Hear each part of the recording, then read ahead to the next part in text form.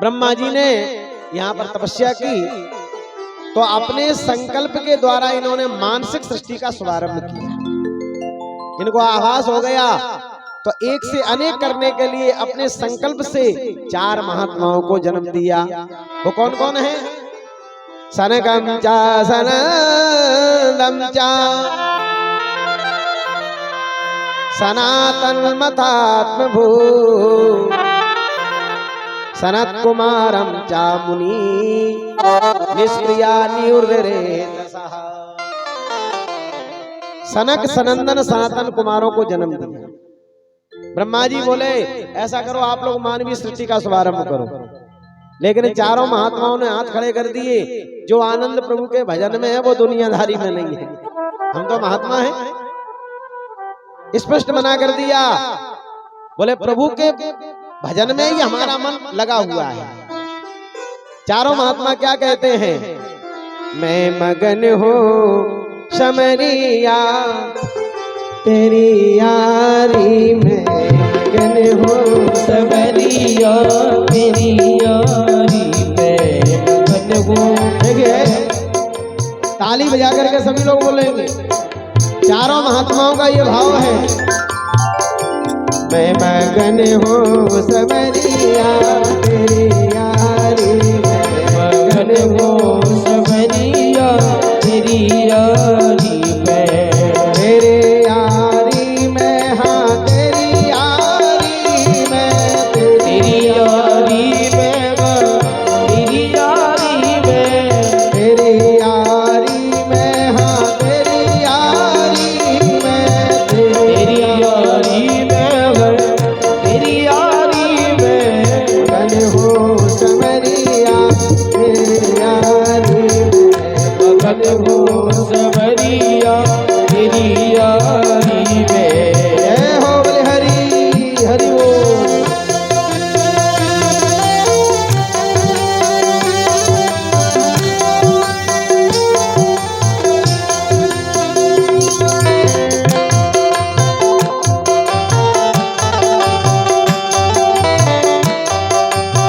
ताली बजाते हुए सभी लोग।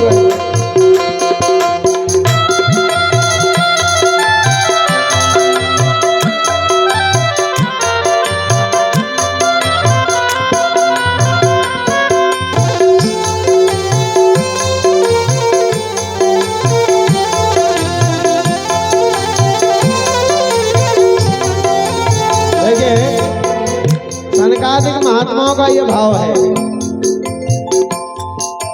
औरों की यारी में कुछ ना मिला है, औरों की यारी में कुछ ना मिला है, औरों की यारी में कुछ ना मिला है, औरों की यारी में कुछ ना मिला है, जो कुछ मिला है, जो कुछ मिला है, तेरी यारी में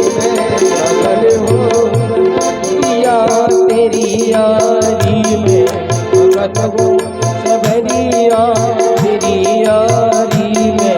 देखिए सनकादिक महात्मा कहते हैं भगवान से संबंध बनाओगे तो लाभ मिलेगा, संसार का संबंध झूठा। औरों की यारी में रोना तड़पना, औरों की यारी में रोना तड़पना। देखिए संसार से संबंध बनाओगे और यदि हमारा आपका वियोग हो गया तो आंसू बहाना पड़ेंगे, लेकिन भगवान से औरों की यारी में रोना तड़पना, औरों की यारी में रोना तड़पना। हंसी हंसी आवे, हंसी हंसी आवे तेरी यारी में, मगन हूँ समरिया तेरी यारी में, मगन हूँ समरिया तेरी यारी में, मगन हूँ समरिया तेरी यारी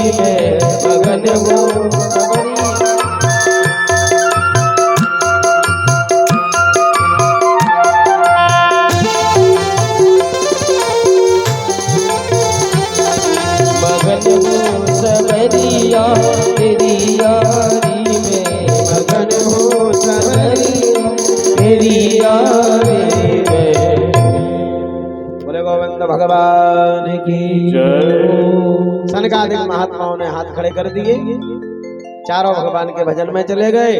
ब्रह्मा जी को क्रोध आ गया, ध्यान से सुनना। तो भ्रकुटी का भेदन करके रुद्र भगवान का प्रादुर्भाव हो गया। रुद्राणाम रुद्र सृष्टानाम समन्तात दृष्टाम जगत। जैसे रुद्र भगवान का प्रादुर्भाव हुआ, ब्रह्मा जी बोले ऐसा करो सृष्टि बंद कर दो, आपके बस की बात नहीं है। क्यों? बोले आपने तो ऐसी सृष्टि को उत्पन्न किया जो संसार का भक्षण करने वाली है, इसको बंद करो। शंकर भगवान बोले, रुद्र भगवान बोले मैं तो यही चाहता था। भगवान के भजन में आनंद है। देखो रुद्र कितने होते हैं? 11 है, होते हैं कि नहीं? जो ब्राह्मण लोग भूदेवता जब शंकर जी बनाते हैं तो शिवलिंग के पास में 11 रुद्र बिठाते हैं। उनका नाम है अघोराय नमः, पशुपतये नमः, आदि आदि उनके नाम है। भवाय नमः। मेरा आपसे निवेदन है, रुद्र भगवान का प्रादुर्भाव हो गया। यहाँ पितामह ब्रह्मा ने अपने शरीर से ही और मानवीय सृष्टि को उत्पन्न किया। सबसे पहले 10 महात्माओं को जन्म दिया। बोलो जय श्री कृष्ण। जय श्री कृष्ण। वो 10 महात्मा कौन कौन है?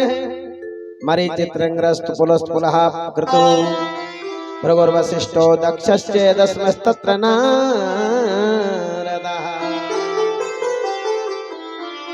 मन से मरीचि ऋषि को जन्म दिया, ध्यान देना, अपने मन से। और अपनी आंखों के द्वारा अनुसुईया के जो पति है ना अत्रि, उनका जन्म हो गया। बोलो जय श्री कृष्ण। जय श्री कृष्ण। प्राणाद वशिष्ठ, अपने प्राणों से राम जी के जो गुरुदेव हैं वशिष्ठ जी महाराज का जन्म हुआ। छाया से करदम का जन्म हुआ, जो कपिल भगवान का जिनके यहाँ जन्म हुआ है, छाया से। और ब्रह्मा जी की त्वचा से भृगु जी का जन्म हुआ, जिन्होंने भगवान के वक्षस्थल में पाद प्रहार किया था, भृगु जी। और ब्रह्मा जी के अंगूठे से महाराज दक्ष की उत्पत्ति, और जंघाओं से नारद बाबा का प्रादुर्भाव हुआ। ब्रह्मा जी के लिंग से समुद्रों का जन्म हुआ, जो सप्त सागर हैं।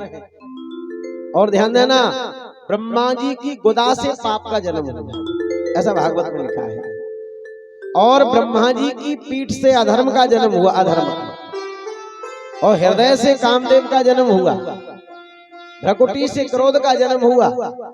और पितामह ब्रह्मा के निचले ओठ से लोभ का जन्म हुआ, लोभ का। और मुखारविंद से भगवती सरस्वती का जन्म हुआ।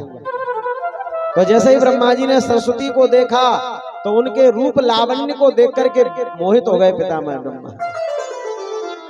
बताइएगा, अपनी पुत्री के पीछे दौड़ पड़े, कितनी सोचनीय बात है। यहाँ सारे महात्माओं ने घोर निंदा की। ऐसे पिता को धिक्कार है जो अपनी पुत्री के रूप को देख करके मोहित हो रहा है। एक बात बताएं, इस कथा से हमें शिक्षा मिलती है कि जब ब्रह्मा मोहित हो गए तो हमारे आपकी तो फिर कहना ही क्या है। इसलिए आपकी जवान बेटी यदि है और एकांत में पिता को भी कभी नहीं रहना चाहिए, क्योंकि शास्त्र का मत है बलवान इंद्रिय ग्रामः विद्वांसः मपि कर्षति। इंद्रियां इतनी प्रबल होती हैं कि विद्वान को भी भ्रष्ट बना देती हैं। इसलिए कोई भरोसा नहीं इंद्रियां कब विचलित हो जाए। यहाँ ब्रह्मा जी की सभी लोगों ने निंदा की। जब निंदा की तो ब्रह्मा जी को शर्म आई तो अपने देह को त्याग दिया, और उसी शरीर का 2 विभाग हो गए। उसी में से एक पति पत्नी का जोड़ा प्रकट हुआ, जिसको मनु और शत्रुपा कहते हैं। यहाँ ब्रह्मा जी ने पुनः शरीर को धारण किया। सुखदेव जी महाराज कहते हैं, मनु और शत्रुपा से कहा, बोले आप मानवीय सृष्टि का शुभारंभ करो। लेकिन मनु और शत्रुपा ने कहा, हम सृष्टि शुभारंभ तो करें पर संतान रहेगी कहाँ, क्योंकि पृथ्वी तो जल में डूबी है भाई। हिरण्याक्ष नाम का दैत्य पृथ्वी को ले गया और जल में चुका दिया। उस समय ब्रह्मा जी की नाक से छींक आई और वराय भगवान का प्रादुर्भाव हो गया। बोलिए वराय भगवान की जय। अंगूठे के बराबर। नासिका से प्रकट भय और सबके देखते देखते विकराल रूप धारण कर लिया। लंबे लंबे बाल भयंकर दहाड़ मारने लगे, मानो प्रलयकालीन मेला आ गई हो। उस समय सभी महात्माओं ने भगवान की स्तुति करी। जितम जितम ते जिते याज्ञ भावन प्रयीतनुं स्वान् परधुन्नते नमः। यत्रो मिगर्ते सुनिले ध्वरा तस्मै नमः कारण सूकराय। ए सूकर भगवान आपकी जय हो जाए। आप तो जिता पृथ्वी के रज रज में कण कण में आप व्याप्त हैं, प्रभु आपकी जय हो जाए। अनेक प्रकार से स्तुति। यहाँ भगवान ने जल में प्रवेश किया और पृथ्वी को डालों में दबा करके बाहर निकल के आने लगे। लेकिन मार्ग में सुखदेव जी बोले हिरण्याक्ष मिल गया, जो भगवान को ललकारने लगा, ए बराह, ए शुकर, तेरी इतनी हिम्मत जो मेरी बगैर आज्ञा के पृथ्वी को लेकर के भाग रहा है। अब शब्दों का प्रयोग किया। भगवान ने देखा इसको बोलने का ज्ञान नहीं है। एक बात बताएं, शब्दों के द्वारा आपको किसी को भी अपने वशीभूत कर सकते हो। जिसकी शब्दावली ही ठीक नहीं है वो कितना बड़ा ज्ञानी बना रहा है, लेकिन समाज को कभी खुश नहीं कर सकता। शब्द क्या है? बोले शब्दादि ब्रह्म वर्तते। कई लोगों को आपने देखा होगा, पढ़े लिखे हैं, ज्ञानी ध्यानी है, लेकिन बोलने का ज्ञान ही नहीं है। भाई शब्दावली जिसकी अच्छी है वो सभी को पसंद आएगा। वाणी ऐसी बोलिए मन काया पाखों औरन को शीतल करे और आप शीतल हो। भगवान को बड़ा बुरा लगा, भाई इसको बोलने का ज्ञान नहीं। और आप जानते हो शरीर में कहीं घाव हो जाए तो वह दवा के द्वारा मिट जाएगा, लेकिन वाणी रूपी घाव यदि किसी को लग गया तो जीवन में भरने वाला नहीं है। महाभारत यदि हुआ था तो वाणी के द्वारा तो हुआ था। द्रौपदी को बोलने का ज्ञान नहीं है, द्रौपदी ने यही कह दिया, बोले अंधों के अंधे ही पैदा होते हैं, तो बताइए महाभारत बन गया। इसलिए हमारा आपसे निवेदन है, मानव यदि आप हैं तो वाणी पर नियंत्रण होना चाहिए। गीता जी में भगवान कहते हैं कि शब्द ही ब्रह्म है। शब्द क्या है? बोले मेरा स्वरूप है।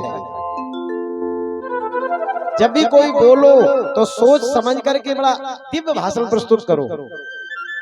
यहाँ भगवान ने बराह ने हिरण्याक्ष नाम के दैत्य को मार दिया और पृथ्वी ला करके मनु जी को समर्पित कर दिया। ये हिरण्याक्ष कौन है? हिरण्य नाम होता है सोने का। हिरण्य माने सोना और अक्ष माने आंख। जिसकी सोने जैसी आंखें चमचमा रही हो उसको कहते हैं हिरण्याक्ष। यहाँ प्रश्न कर दिया, बोले हिरण्याक्ष कौन है? तो सुखदेव जी महाराज कहने लगे, दितिरदाक्षायणी छत्त मारीचम कश्यपम पतिम अपत्य कामा चकमे संध्यायाम हृदयार्दितः। एक महात्मा थे, उनका नाम था कश्यप। और ध्यान देना, कश्यप की दो पत्नी है, दिति और अदिति। दिति से दैत्यों का जन्म हुआ और अदिति से देवताओं का जन्म हुआ। भाई देवता और दानव इनके पिता एक हैं परंतु माताएं अलग अलग हैं। बोलो जय श्री कृष्ण। जय श्री कृष्ण। एक बार की बात है, कथा सुनाने लगे सुखदेव जी महाराज। संध्याकालीन बेला थी। उस समय सूर्य अस्ताचल को जा रहा था। महात्मा कश्यप सरोवर में स्नान करने के बाद में भजन करने के लिए विराजमान हो गए। उस समय ऐसा योग बना कि दिति महारानी को कामदेव ने सताया और काम के जैसे ही अधीन हो गई तो अपने पति के वस्त्रों को खींचने लगी। महात्मा कश्यप बोले, देवी जी क्या कर रही हो? बोले मेरे हृदय में काम की ज्वाला प्रकट हो गई, पहले इसको शांत करो। महात्मा कश्यप बोले देवी जी इस समय भगवान भोलेनाथ का पहरा चल रहा है। एतस्वासादुसंध्यायां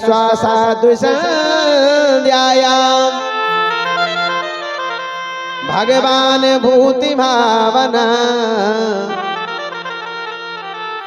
सूर्य अस्ताचल को जा रहा है, संध्याकालीन बेला है, भोलेनाथ का पहरा है। इस समय ये निंदित कर्म नहीं करना चाहिए, माला ले लो और प्रभु का भजन करो संध्याकालीन समय में। देखो भाई, जब सूर्य अस्ताचल को जा रहे हो तो ये कार्य नहीं करना चाहिए। बहुत समझाने का प्रयास किया लेकिन देवी जी नहीं मानी, तो आज सांसारिक धर्म में प्रवृत्त हुए, गर्भ रह गया, श्राप दे दिया। देवी जी आज आपने मेरा कहना नहीं माना, इसलिए मेरा श्राप है कि आज के दिन जो गर्भ रह गया उससे घोर राक्षस संतान का जन्म होगा। ऐसा उनको श्राप लग गया। परदिति महारानी थर-थर कांपने लगी। गलती हो गई लेकिन क्षमा करो, तो आशीर्वाद भी दे दिया। बोले दुष्ट संतान का जन्म तो होगा लेकिन उसका उद्धार भगवान के हाथों से होगा। एक बात बताएं, संतों की एक विशेषता होती है कि श्राप भी देते हैं और चरणों में गिर जाओ तो आशीर्वाद भी ले लो। बोलो जय श्री कृष्ण। जय श्री कृष्ण। अहिल्या कहती है यदि संतों ने आशीर्वाद दिया तो भी हमारा कल्याण, और कदाचित नाराज हो जाए तो भी गारंटी से कल्याण। क्योंकि अहिल्या कहती है मुनि श्राप जो दीना अति भल कीना परम अनुग्रह मैं माना। मेरे पति ने मुझे श्राप दिया था, वो श्राप नहीं बल्कि उसमें अनुग्रह छुपा हुआ था। आज यदि श्राप न दिया होता तो क्या भगवान का मैं दर्शन कर पाती? ये उनका अनुग्रह है। तो संतों की आशीर्वाद से भी कल्याण है और कदाचित श्राप दे दे तो भी कल्याण है। यहाँ सुखदेव जी महाराज कहते हैं आशीर्वाद दिया तुम्हारे पुत्रों का उद्धार भगवान के हाथों से हो। इस कथा से आपको शिक्षा मिलती है कि 3 चीजों का सम्मान करना जीवन में, समय, शक्ति और संपत्ति। आज जो समय मिला है भविष्य में कभी मिला या न मिला कोई गारंटी नहीं। समय का कीमत समझो। समय का सुबह 4 बजे उठना है या 5 बजे तक बिस्तर छोड़ दो, और आप सो करके उठ रहे हो 8 बजे, तो समझ लो सूर्य नारायण का अपराध है कि नहीं इसमें? भैया जरा ध्यान देना, सुबह 5 बजे के बाद किसी भी व्यक्ति को खटिया पर नहीं सोना चाहिए। वैसे तो 4 बजे उठो, हमारे महाराज श्री इनके संग में कहीं भी जाओ महाराज 4 ही बजे उठ जाते हैं। सर्दी जब पड़ती है तो हम तो कहते हैं महाराज जी, और महाराज जी कहते हैं भाई 5 बजे तक पड़े रहो, कोई बात नहीं, आप लोग सोते रहो। तो भाई हम लोग गृहस्थ हैं तो कम से कम 5 बजे तक जरूर उठ जाना चाहिए। ये नहीं कि सूर्य नारायण खोपड़ी पर चढ़ गए तब तक खटिया पे ही पड़े हैं। इसमें बहुत बड़ा अपराध माना गया है। इसलिए भाई सुबह जल्दी जागो, प्रातः कालीन बेला में भगवान का पूजन करो, अर्चन करो, ये समय का सम्मान है। राम जी ने समय का सम्मान जीवन में किया, प्रमाण है तुलसी कृत रामायण में। गुरुदेव को पुष्प चयन करने जाना है तो राम जी ने क्या किया? समय जाने गुरु आयो से समय जाने गुरु आय से पाई। सूर्य नारायण उदय हो गए। राम जी ने लक्ष्मण से कहा लक्ष्मण उठो, पुष्प तोड़ने चलना है, गुरु को पूजन करना है।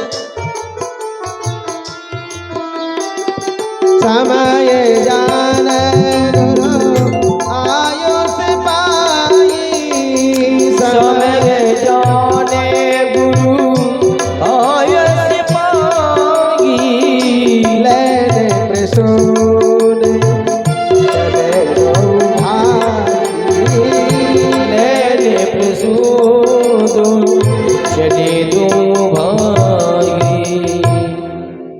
तो सिद्ध हो गया कि राम जी ने समय की कीमत की। वो आज का जो मानव है वो समय को नहीं समझ रहा है। अरे आज भजन नहीं किया तो कल कर लेंगे, आज रामायण नहीं पढ़ी तो क्या होता है, 2-4 दिन में पढ़ लेंगे।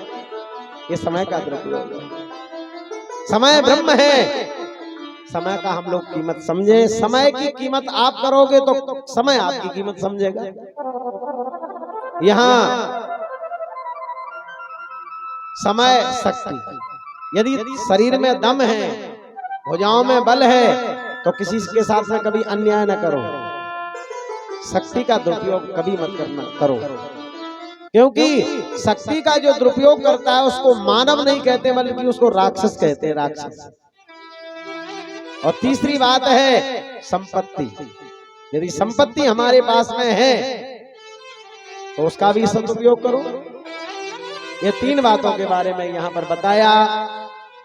आगे सुखदेव जी महाराज कहते हैं, राजन यही एक कल्प में 100 वर्ष तक दिति महारानी ने गर्भ को धारण किए रखा, 100 वर्ष तक। और हिरण्याक्ष हिरण्यकश्यपु को जन्म दिया। हिरण्याक्ष को वराह भगवान ने मार दिया। और यही एक कल्प में जय और विजय नाम के पार्षद थे, जय विजय। एतौ तौ पार्षदौ मह्यम जयो विजय एव च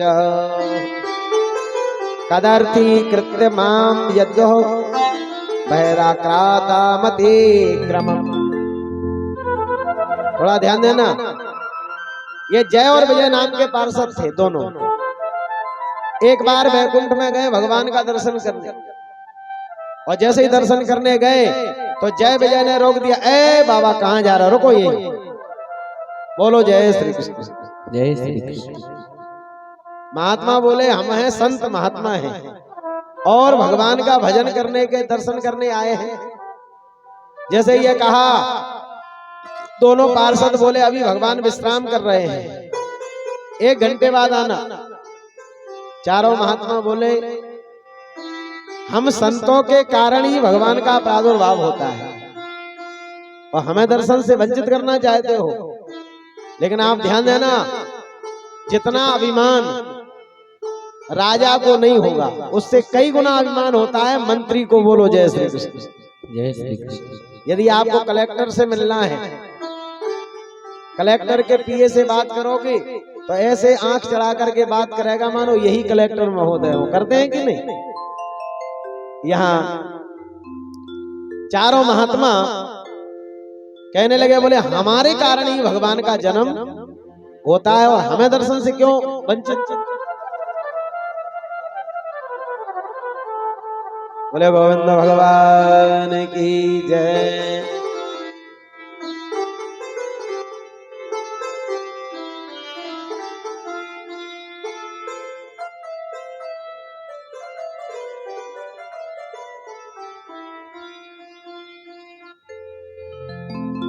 बोले गोविंद भगवान की जय।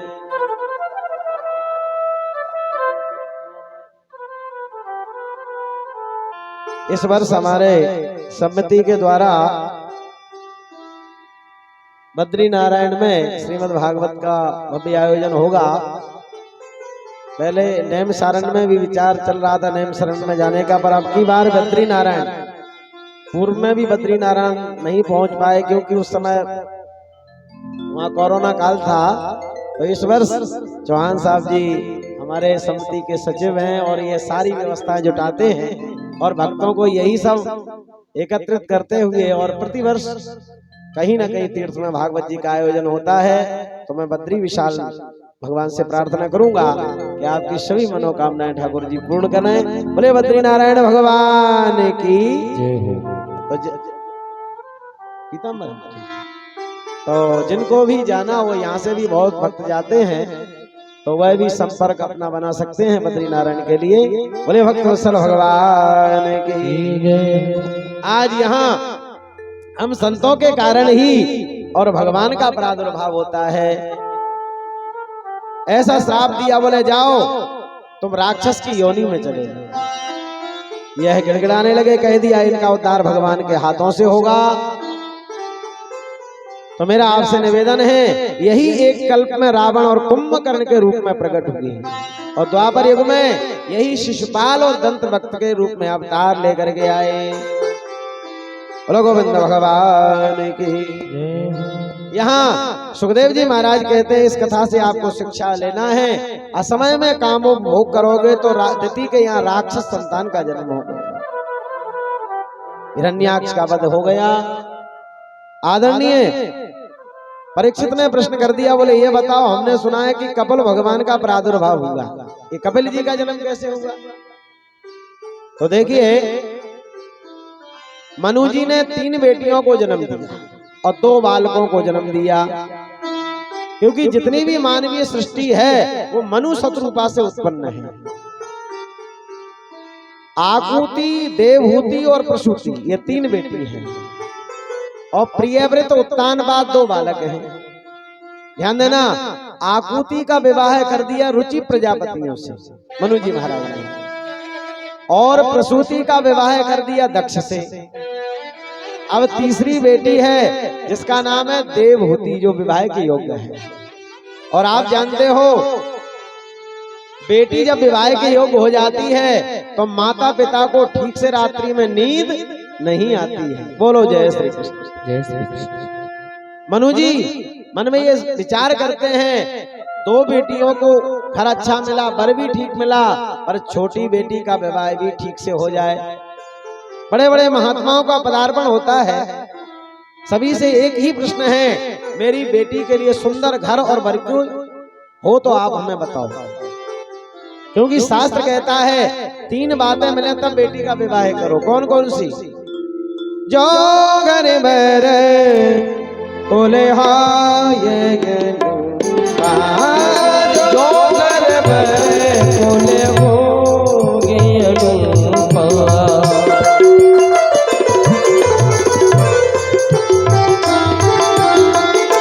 जो घर बर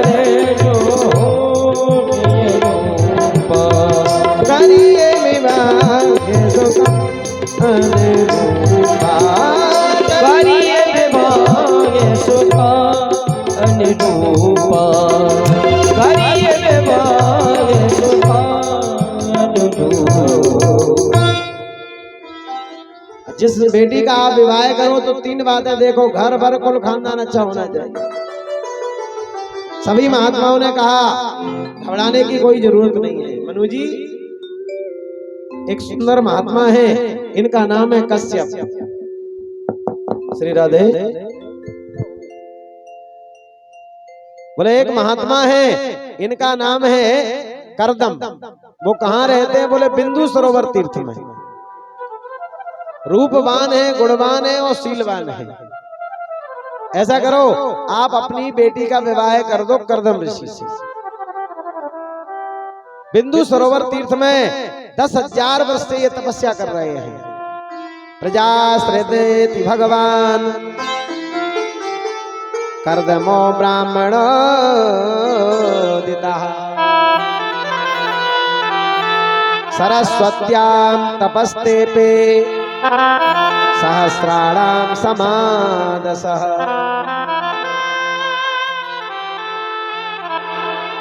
अपनी बेटी का विवाह कर दो उन्हीं के साथ। यहाँ सुखदेव जी कहते हैं, परीक्षित, मनु जी महाराज अपनी बेटी को रथ में बिठा करके और कहाँ ले गए? करदम के आश्रम में। करदम ने जब देखा तो विविध प्रकार से उनका स्वागत वंदन किया। कहो भगवान, आपका आने का उद्देश्य क्या है, लक्ष्य क्या है? महात्मा मनु जी कहने लगे, करदम, मैं अपनी प्राणों से प्रिय पुत्री का विवाह करना चाहता हूं आपके साथ, आप हमें आज्ञा दें। जैसे ये बात कही तो करदम कहने लगे, मैंने अपने जिंदगी में एक प्रतिज्ञा की है, संकल्प लिया है। क्या? बोले अतो भजिष्ये समेन साथी। मैंने एक संकल्प लिया है कि जीवन में एक संतान उत्पन्न करूंगा और इसके बाद में संन्यास ले लूंगा। यदि आपकी बेटी को यह शर्त स्वीकार हो तो विवाह कर दो। मनु जी ने जब यह सुना तो अपनी बेटी से विचार विमर्श किया। बेटी ने यहां स्वीकृति दे दी तो सज्जनों, वेद की विधि से और मनु जी ने अपनी बेटी का हाथ करदम के हाथ में सौंप दिया। बोलो गोविंद भगवान की। हाथ पीले करके डोली में बिठा करके विदा कर दी। और आप जानते हो जब एक बेटी की विदाई होती है तो बताइएगा माता पिता अपनी पुत्री को हृदय से लगा करके अश्रुपात करते हैं। मनु जी महाराज हृदय से लगा करके आंसू बहाने लगे। बेटी मैंने तुझे पाल पोस करके ऐसे बड़ा किया है जैसे कोई पौधे को बड़ा करता है। बेटी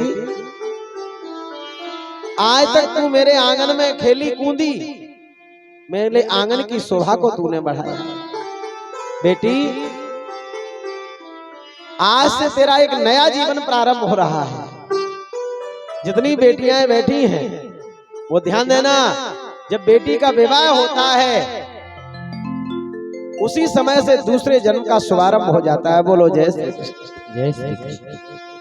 पिता के घर में आपने कोई गलती की है कोई ध्यान नहीं देगा, लेकिन बेटी आज से मैं तेरा माता पिता नहीं हूं। तेरे माता पिता कौन है? तेरे सास ससुर। यही बात जानकी जी को शिक्षा मिली थी। बोले सास ससुर पद से करे। अब ऐसा कार्य तुम्हें करना है बेटी कि मैं समाज में लोग कह सकें कि ये मनु की बेटी है, शत्रुपा की बेटी है। ऐसा कह करके हृदय से लगा लिया और अश्रुपात करने लगा। एक बात मैं आपको बता दूं, पिता और पुत्री का वो संबंध होता है जितना पिता और पुत्री का संबंध है दुनिया में इतना प्रेम किसी के बीच में नहीं रह सकता है। आप अनुभव करना, यदि आपने भोजन नहीं किया, आपका स्वास्थ्य ठीक नहीं है, तो घर का कोई भी सदस्य ये नहीं पूछेगा कि आपने भोजन क्यों नहीं किया। यदि आपकी बेटी होगी तो खेलती कूदती आएगी और पिता की खटिया के बगल में आकर के बैठ जाएगी और कहेगी पिताजी लगता है कि आपका स्वास्थ्य ठीक है, या बड़े भाई ने कुछ बोल दिया है, आज तो आपने भोजन ही नहीं किया। आपको आज्ञा मिले तो अभी मैं भोजन परोस के लाती हूँ, और आप जब तक भोजन नहीं कर लेंगे मैं भोजन ग्रहण करने वाली नहीं। ये कौन बोलती है? बेटी बोलती है। तो सज्जनों, बेटी यदि किसी के घर में है तो वह सौभाग्यशाली है, और सौभाग्यशाली ही नहीं, मैं तो ये कहूंगा वह परम सौभाग्यशाली। बेटी कोई भार नहीं है। बालक केवल एक कुल को तारने वाला है, लेकिन बेटियां जो बैठी हैं दोनों कुलों को पवित्र करने का एक साधन है बेटी। यहाँ पितृभ्याम प्रस्थिते साधी पतिमिंकिति को विदा नित्यं परचरत्या भवानी भवं प्रभु। अपनी बेटी को रथ में बिठा कर विदाई कर दी और लौट के राजधानी में वापस आ गए। सुखदेव जी महाराज कहते हैं यहाँ करदम ऋषि तपस्या में समाधि में चले गए। कई वर्षों के बाद जब समाधि खुली तो यहाँ देवहूति ने आकर के प्रणाम किया। महात्मा जी बोले क्यों, आपका परिचय क्या, आप कौन हैं? देवहूति बोली पहचाना नहीं, मैं आपकी पत्नी हूँ, भार्या हूँ, मनु की बेटी हूँ। पूर्व समय में मेरा विवाह आपके संग में हुआ था, लेकिन विवाह के बाद में आप समाधि में चले गए, मैं तुम्हारी सेवा में लगी हूँ। करदम ऋषि ने ध्यान आंख बंद करके देखा, हाँ देवी जी ध्यान आया, आपने मुझे सुख देने के लिए अपने सुख को तिलांजलि दी है, इसलिए मैं इतना प्रसन्न हूँ। आज वरदान मांग लो, जो भी आपको वरदान मांगना है मांगिएगा। तुष्टो हे मद्य तब मान अभिमान दाया। हे मनुनंदिनी, मैं प्रसन्न हूँ, वरदान मांगो, क्या मांगना है? देवहूति ने एक ही वरदान मांगा, बोले ऐसा वरदान हमें दो के बुढ़ापे का मुझे सहारा चाहिए। तो कामद विमान में इन्होंने विहार किया। और सबसे पहले 9 बेटियों का जन्म हो गया, 9 बेटी। और जैसे ही यह सन्यास लेकर के जाने लगे तो यहाँ 9 बेटियों का विवाह करके जाना देवहूति ने कहा। कुछ कालांतर में वहां निवास किया तो समय अनुसार जब समय व्यतीत हुआ तो कपिलस्तु संख्याता भगवानात्म मायया, शुभ योग में शुभ लग्न में कपिल भगवान का जन्म हो गया। बोले कपिल भगवान की जय। आप जयकारा क्यों नहीं लगा रहे हो? ठंडा ठंडा मौसम है, ये भगवान की बड़ी कृपा हो गई। जोर से जयकारा लगाओ, कपिल भगवान का जन्म हुआ है। बोले कपिल भगवान की जय जय श्री राम। यहाँ ब्रह्मा जी को खबर लगी कि कपिल भगवान का जन्म हुआ तो मैंने अभी अभी आपसे कहा था उनके 10 बालक थे और 10 में सबसे छोटे कौन थे? नारद जी। तो वो घूमने के लिए निकल गए। ब्रह्मा जी 9 बालकों को लेकर के आ गए कपिल भगवान का दर्शन करने। कर्दम ऋषि बोले ब्रह्मा जी आपके 9 बालक और मेरी 9 बेटी विवाह हो जाए, कितना अच्छा योग है। तो कला नाम की कन्या मरीच ऋषि को प्रदान कर दी, अनुसुईया का विवाह कर दिया अत्रि ऋषि से और अरुंधति का विवाह कर दिया वशिष्ठ जी से। ख्याति नाम की कन्या भृगु जी को दे दी। 9 बेटियों का विवाह हो गया। यदि नारद जी घूमने न गए होते तो हम गारंटी से कह रहे हैं कि नारद जी का भी विवाह हो गया होगा। याद रखना घुमक्कड़ संतान ठीक नहीं होती है। टिकट कटा सो कटा ही गया, फिर विवाह की व्यवस्था नहीं हुई नारद जी की। यहाँ 3 परिक्रमाएं की और कर्दम ऋषि भी सन्यास लेकर के चले गए। मैया देवहूति के सामने भगवान विराजमान है। मैया देवहूति निवेदन कर रही है, गा रही है बड़े भाव से भगवान के लिए और कह रही है बोले आप जगत के पिता हो लेकिन कल्याण करने के लिए मेरे बालक बन के पधारे हो तो मेरी गोदी में आ जाओ। भगवान की स्तुति गा रही है, बधाई गा रही है, नाच रही है बड़े भाव से। तो सभी लोग ताली बजा करके बोलेंगे लगन तुमसे लगा बैठे जो होगा देख जाएगा। तुमसे लगा बैठे होगा देखा जाएगा।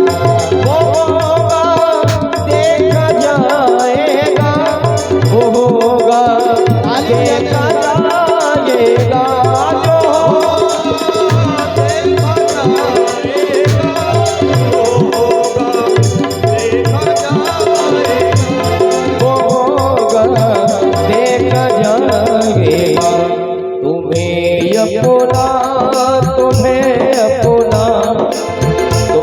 अपना बना बैठे जो होगा देखा जाएगा।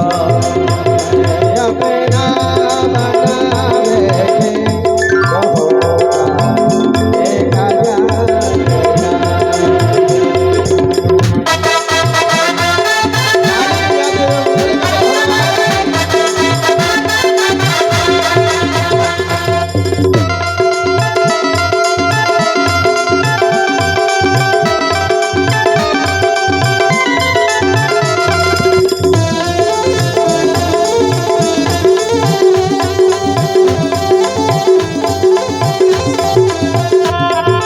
देखा जाएगा।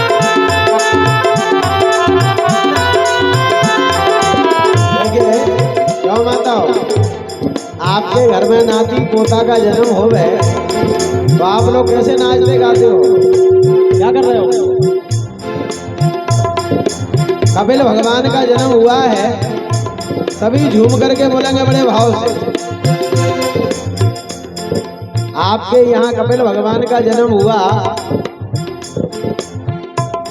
तो सभी लोग ताली बजा करके झूम करके बोलेंगे होगा देखा जाएगा, होगा देखा जाएगा। होगा देखा जाएगा, होगा देखा जाएगा। तुम्हें अपना तुम्हें अपना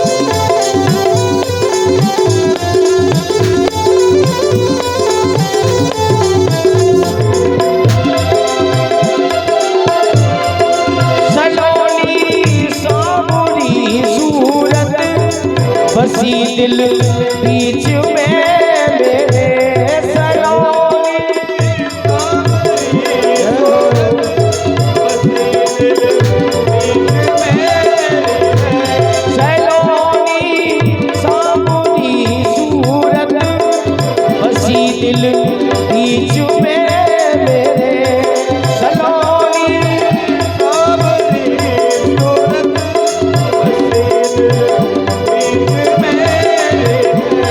बसी दिल बीचों में मेरे निगाहों में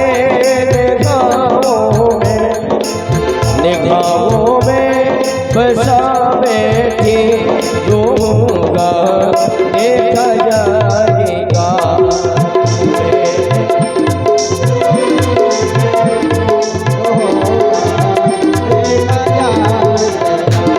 लगने तुमसे लगा बैठे जो होगा देखा जाएगा तुमसे लगा बैठे जो होगा देखा जाएगा।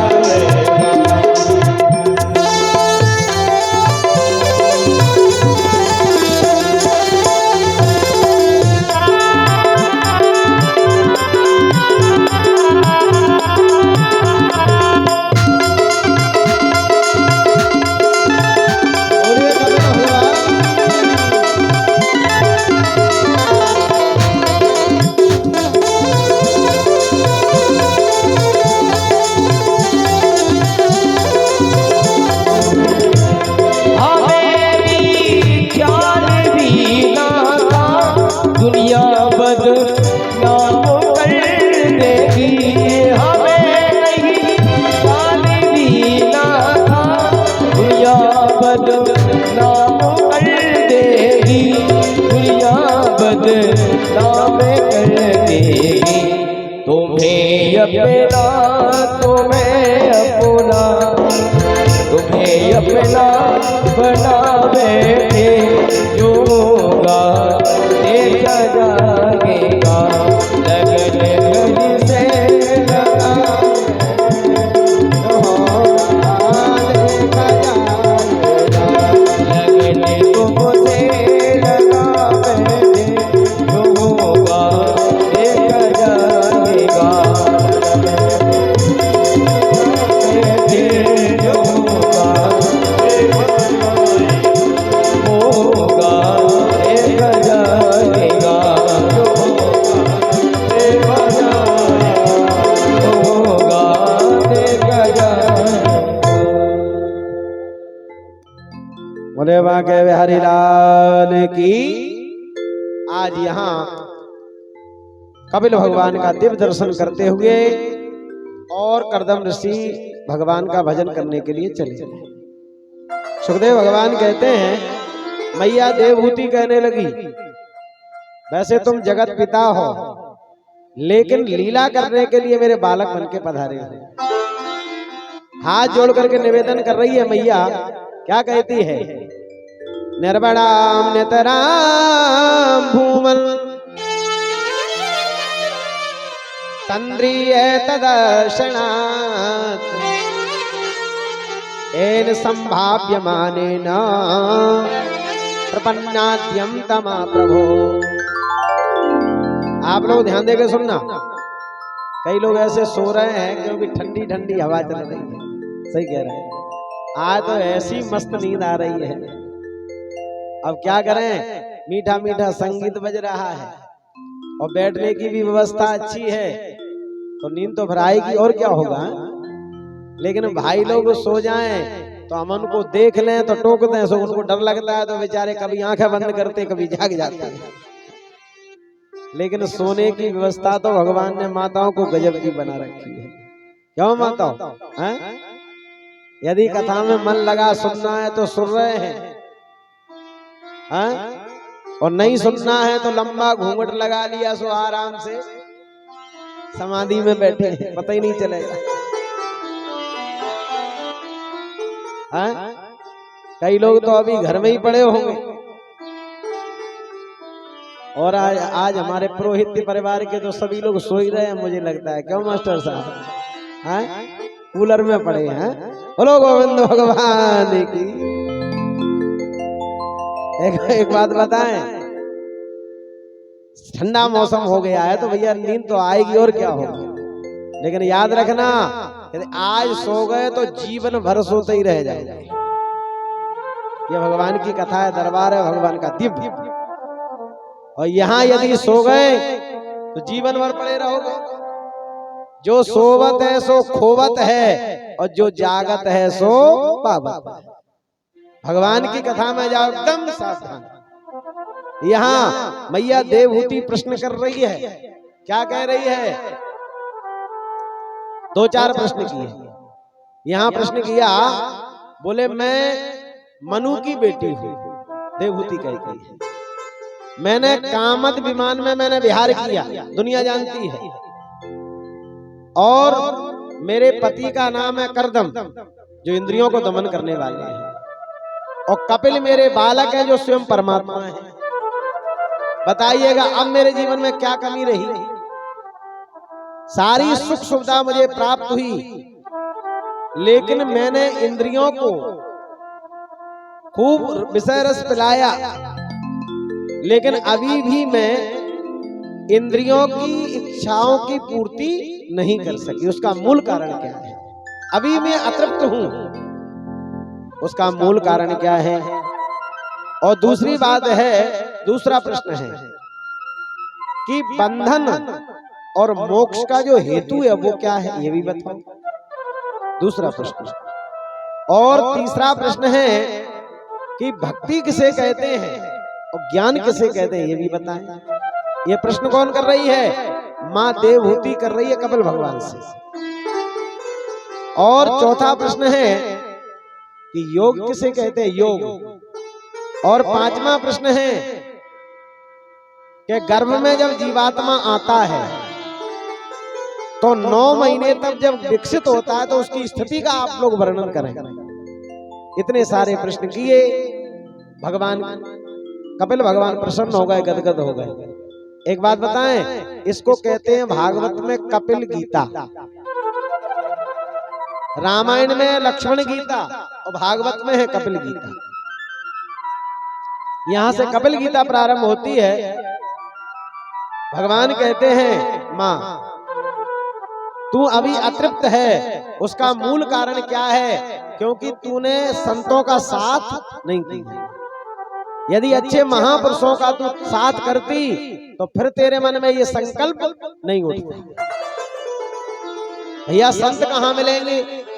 तो भगवान कपिल कहते हैं संतों का लक्षण क्या है? बोले तितिक्षवा कारुणिका सुहृदा सर्वदेहिना।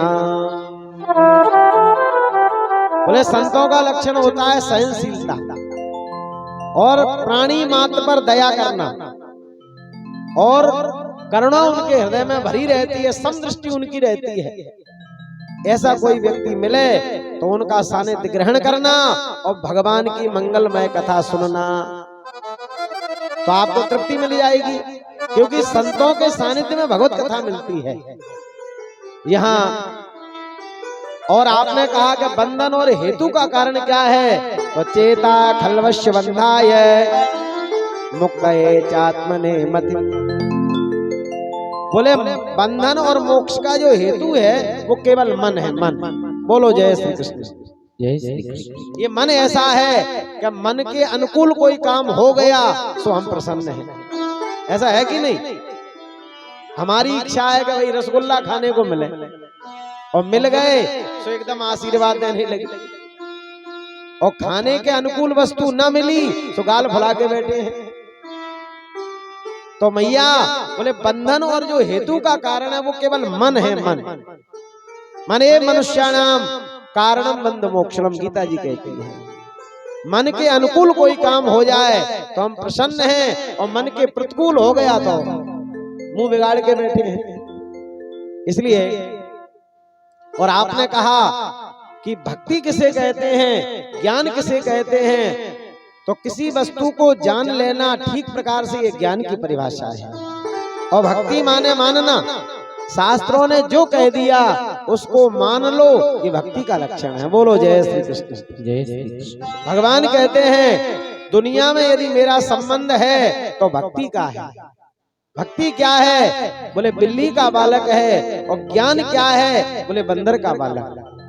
आपने देखा होगा जब बंदर अपने बच्चे को जन्म देता है तो एक दिन का बालक माँ के स्तन पकड़ लेता है, फिर बालक बंदर इस डाली से उस डाली पर कूदेगा, उधर से उधर जाएगा, लेकिन बंदर का बालक जमीन पर नहीं गिरता। और बिल्ली अपने बच्चे को मुख में दबाती है, जैसे ही जन्म दिया तो मुख में दबाएगी, एक रात्रि यहाँ रखेगी, दूसरी वहां रखेगी, स्थानांतरण करती है।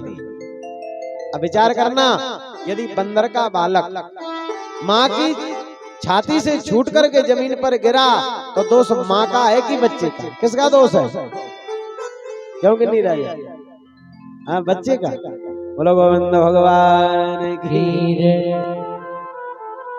यदि बंदर का बालक माँ की छाती से छूटकर जमीन पर गिरता है तो दोष है बच्चे का। आपने ठीक उत्तर दिया।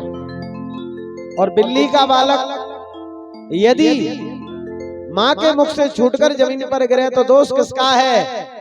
माँ का दोष है। ठीक उसी प्रकार से भगवान कहते हैं, जो समाज में ज्ञानी बनकर के रहना चाहते हैं, यदि उनका पतन हो गया तो भगवान कहते मेरी कोई गारंटी नहीं, वो तो पढ़ा लिखा है, ज्ञानी है। और यदि जो सभी धर्मों को त्याग करके मेरी शरण में आ गया है और कदाचित उसका पतन हो गया तो कलंक मुझे नहीं। अब विचार करिएगा, भक्त बनने में लाभ है कि ज्ञानी बनने में लाभ है? भैया, ज्ञानी की बड़ी विडंबना होती है, लेकिन भक्ति को धारण करने में बड़ा लाभ है। भक्ति क्या है? बोले समर्पण। सर्वधर्मान परित्यज्य मामेकं शरणं व्रज अहं त्वा सर्वपापेभ्यो मोक्षयिष्यामि मा शुचः।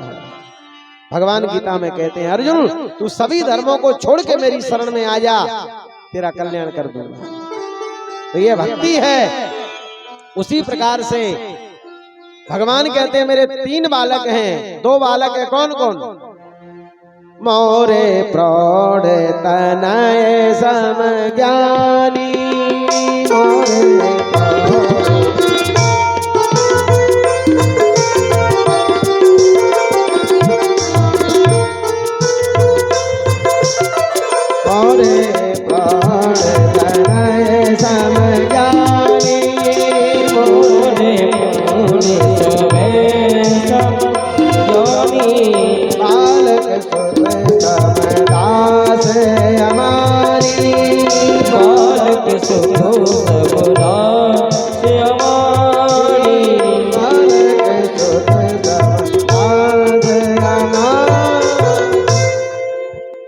मेरे 2 पुत्र हैं, ज्ञानी मेरा बड़ा पुत्र है और भक्त मेरा छोटा बालक है। सबरी से भी भगवान यही बात कहते हैं, दुनिया में मेरा संबंध यदि है तो भक्ति का है। कह रघुपति सुन भामनी बाता और मानव एक भगत कर नाता। यहाँ भक्ति ज्ञान का वर्णन किया, योग के बारे में बताया। ब्रह्मचर्य का जो पालन करते हैं उनका योग शुद्ध हो जाता है। आगे गर्भ में बालक 9 माह तक रहता है तो विकसित कैसे होता है? सुखदेव कपिल भगवान कहते हैं, कर्मणा स्त्रिया प्रविष्टा उदरम पुंसोरेता कणाश्रयः कर्मणा दैव नेत्रेण जंतुर्देहोपपत्तये स्त्रिया प्रविष्टा उदरम पुंसोरेता कणाश्रयः। ध्यान देना, पति पत्नी का रज मिलता है तो एक रात्रि में माँ के पेट में बालक कलकल के समान बन जाता है। और 5 रात्रि जैसे ही निकली तो पंचरात्रेण बुद्बुदम, भागवत जी कहते हैं। जैसा बलबूला होता है ना, इतना बड़ा आकार हो जाता है माँ के पेट में बच्चे का। और जैसे ही 10 दिन निकले तो कितना बड़ा हो गया? बोले बेर के समान 10 दिन में। और 1 महीना जैसे ही निकला तो सुखदेव भगवान कहते हैं, परीक्षित सबसे पहले सिर का निर्माण होता है माँ के गर्भ में। बोलो जय श्री कृष्ण। जय श्री कृष्ण। ये सिर 1 महीने में बनने लगता है और दूसरा महीना जैसे ही लगा निकल गया तो हाथ पैरों का निर्माण प्रारंभ हो जाता है गर्भ में। और तीसरा महीना जैसे ही निकला तो स्त्री पुरुष का चिन्ह प्रकट हो जाता है तीसरे महीने। और चौथा महीना जैसे ही निकला तो मां साधु धातुएं प्रकट हो जाती हैं। और 5वें महीने में बालक को भूख लगने लगती है माँ के गर्भ में, ऊपर से एक झिल्ली चढ़ जाती है और माँ की दाहिनी कुक्षी में ये बालक सो जाता है। और भागवत जी में लिखा है, आमोल पठा के बच्चों को क्या हो गया इस वर्ष, समझ में नहीं आ रही है? एक डंडा ले लो इनको भैया, तब ये डटेंगे, ऐसे नहीं डट सकते। एक तो क्या है कि मैदान मिल गया उनको खेलने के लिए, और फिर मौसम भी ठंडा है, यदि बढ़िया धूप पड़ रही होती फिर एक ही नहीं जाता वहां खेलने के लिए। बोलो गोविंद भगवान की। तो देखिए यहाँ पर मेरा आपसे निवेदन है, जीवात्मा इतना कष्ट में हो जाता है, अकल्पा स्वांग चेष्टायाम शकुंता इव पंजरे, जैसे पक्षी एक पिंजरे में रहता है ना, वो झटपटाता है, ऐसे ये जीवात्मा माँ के पेट में कष्ट में रहता है। उस समय माँ यदि तीखे पदार्थ खाएगी, खट्टे चटपटे पदार्थों का भक्षण करेगी, तो गर्भस्थ शिशु की त्वचा में वेदना होती है। इसलिए माताओं को चाहिए इस कथा से शिक्षा लेना है कि गर्भ में जब बालक रहे चटपटा भोजन मत करना, झूठ मत बोलना, खटाई मत खाना। माताओं याद रखना, यदि आप गर्भ में बालक है और झूठ बोलोगी तो हम सही करें, नंबर 1 का झूठा ही बालक पैदा होगा।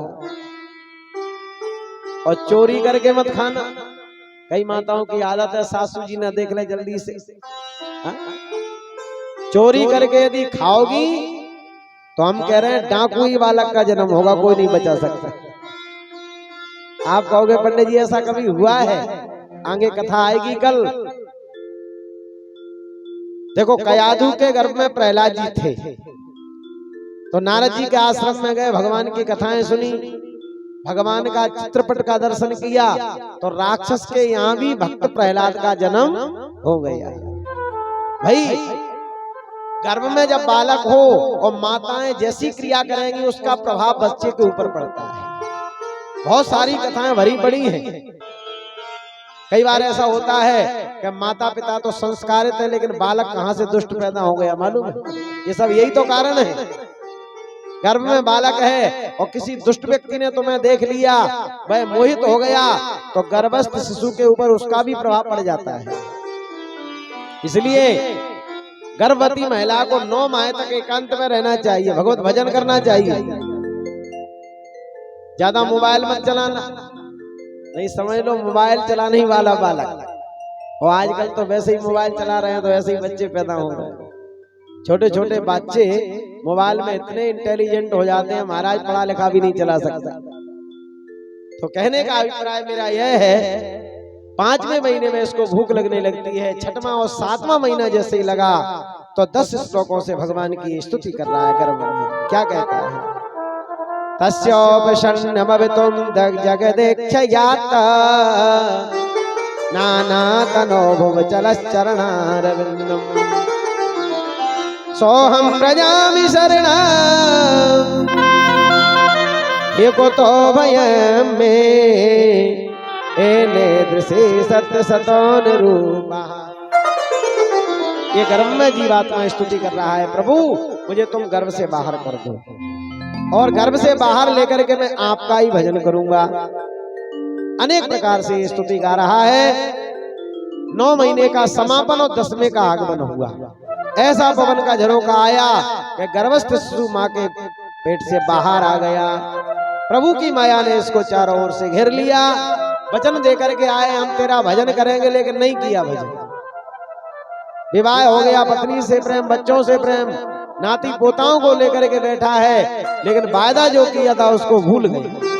किसी कवि ने कहा है बुढ़ापा आ गया, बच्चे उलाहना देने लगे, ए दादाजी ज्यादा बोलते हो, तुमने जीवन में क्या किया है?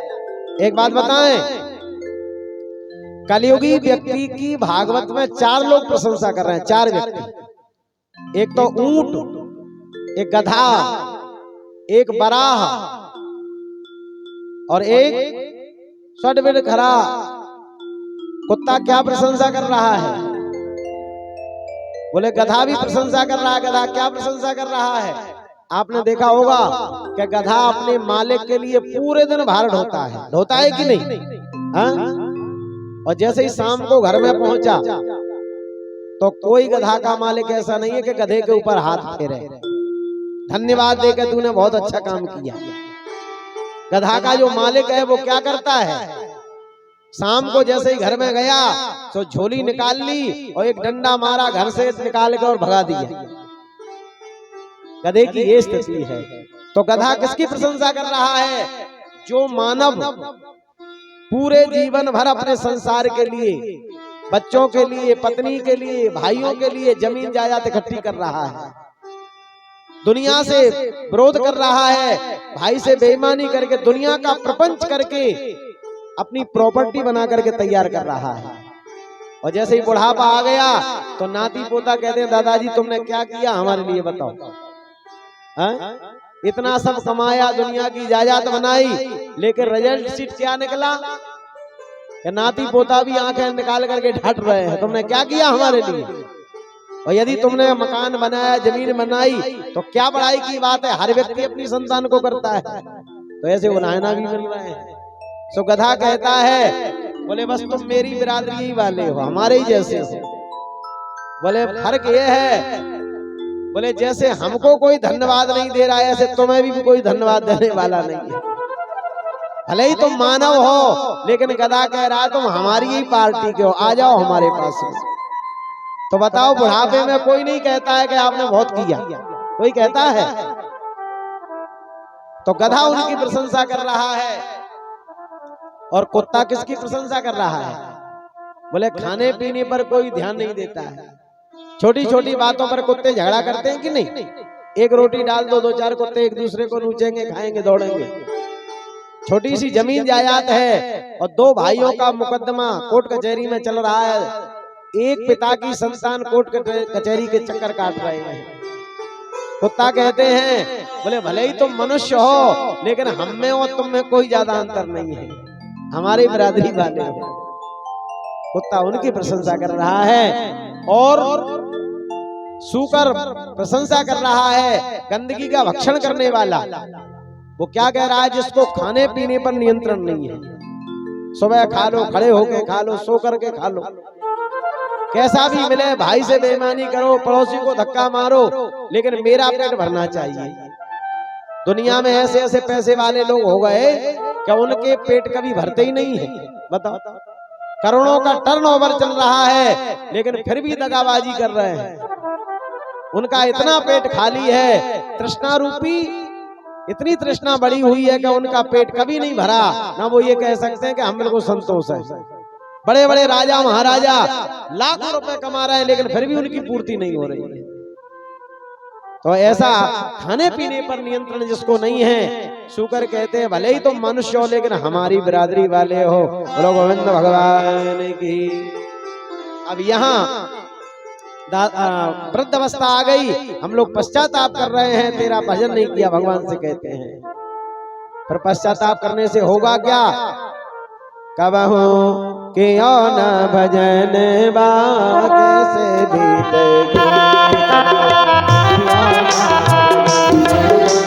कैसे बीतेगी, कबहू किया न भजन बा कैसे बीतेगी, कबहू किया न भजन बा कैसे बीतेगी, कैसे बीतेगी, हाँ कैसे बीतेगी, कैसे बीतेगी, कैसे बीतेगी, कबहू किया न भजन बा कैसे बीतेगी, कबहू किया न भजन बा कैसे बीतेगी। जय हो, ताली बजाते हुए।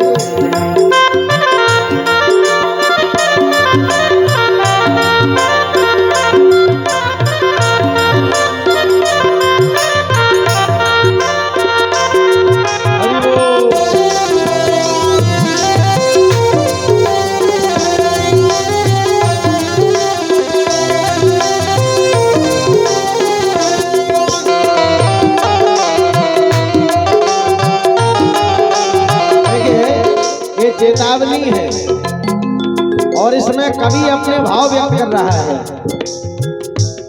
बालापन हंस खेल गमायो, बालापन हंस खेल गमायो, बालापन हंस खेल गमायो, बालापन हंस खेल गमायो। आई मस्त जवानी, आई मस्त जवानी, मात पिता ने करी सगाई, मात पिता ने करी सगाई, दूल्हा बने गुमानी, दूल्हा बने गुमानी।